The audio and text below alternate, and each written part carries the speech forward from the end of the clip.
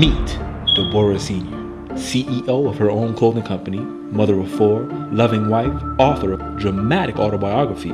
If you don't like the feeling, why go there?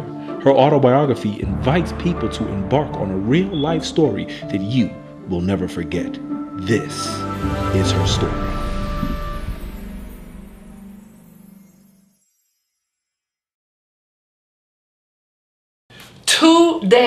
Just 2 days before my money arrived from the bank in Atlanta, Wanda burst into the room at 6 a.m. and woke me up by shoving me.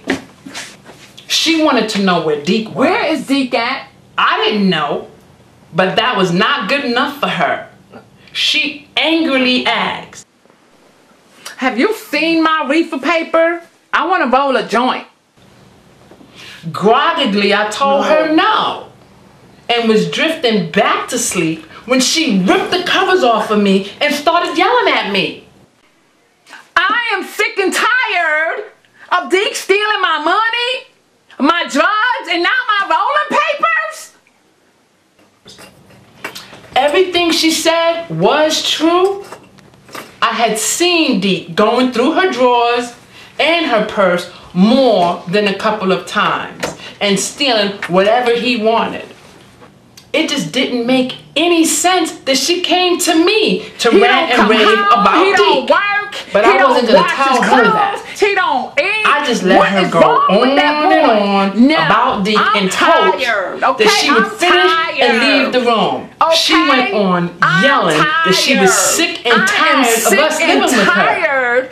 And then, out of the blue, she ordered me, as if I was her servant, to go and wash the dishes in the kitchen. Wash my dishes right now.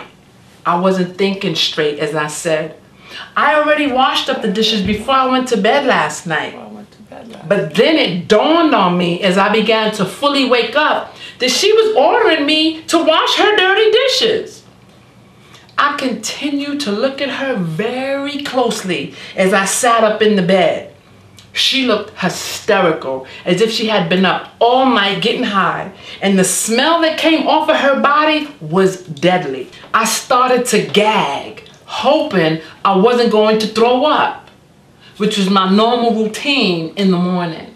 She ordered me a second time right now in a horrible tone. Wash my dishes. I looked at her as if she was crazy and carefully, in the most softest tone, said, "Excuse me, but I washed up your dishes last night." She yelled and made me jump with fright. You heard me! Get your lazy, pregnant behind up and get downstairs and wash them dishes.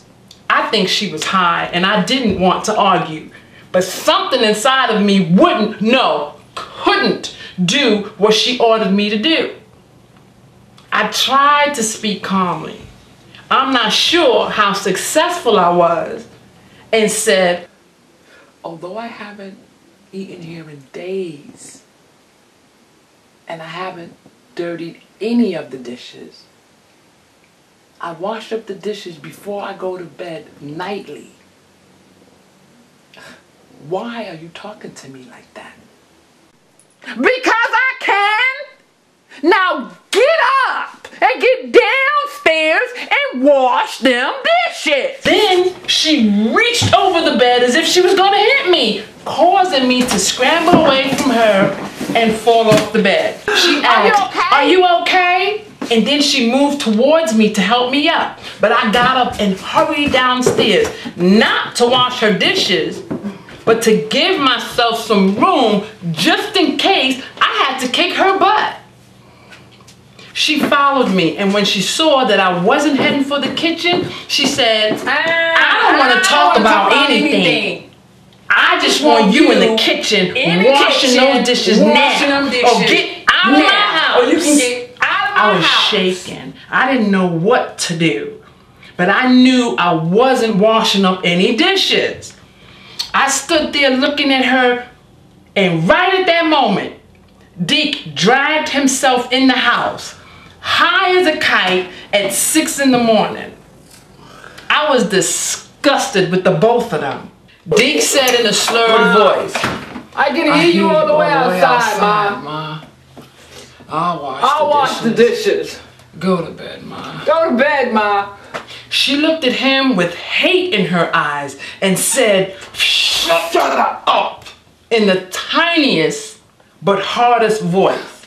Ma. He stumbled towards her and said, "Calm down. I'll Ma, wash the dishes, Ma. I'll wash the dishes. I'll wash the dishes." Then she screamed in the worst high-pitched tone I had ever heard. She even made Dee jump back. It would have been funny if it wasn't so scared. She cursed at me and said to him, "Don't you dare touch me! All them dishes! I want her to wash my dishes, and if she don't, she can get out of my house." Deke was high, but he wasn't that high, and when he heard her curse at me, he went a bit crazy. He cursed her out and said, "You cursed at my woman? Look at you, Ma! You're a disgrace! Nah, you ain't my mother! You're a drunk and a drug addict! My woman shouldn't even be around you!" Meanwhile, she is hollering and cursing at him, telling him to shut up and to not talk to her that way. To me that way. Then he went to hit her as he foamed at the mouth. What? She stepped back, said she was calling the cops, and ran upstairs screaming and hollering curse words. Deke, who was wet from the rain outside, came and put his arms around me. I normally would have been disgusted, but I wasn't. He stuck up for me, and that's all I kept thinking about. I asked him, what were we going to do? And he said, she'll calm down. She always does. I asked him if he was calm. My name is Deborah Senior, and I'm the author of the book, If You Don't Like the Feeling, Why Go There? If you liked watching this video dramatization, which was taken from one of the chapters in my book, you will love reading this book. You can order your copy or find out more information by going to www.whygothere.org. And please subscribe to my video channel, check me out on Facebook, follow me on Twitter, leave me your comments. Video will be posted every Monday, so you'll have plenty of opportunity to comment and ask questions. You can find out more by looking at the description box below. And I want you to keep this in mind.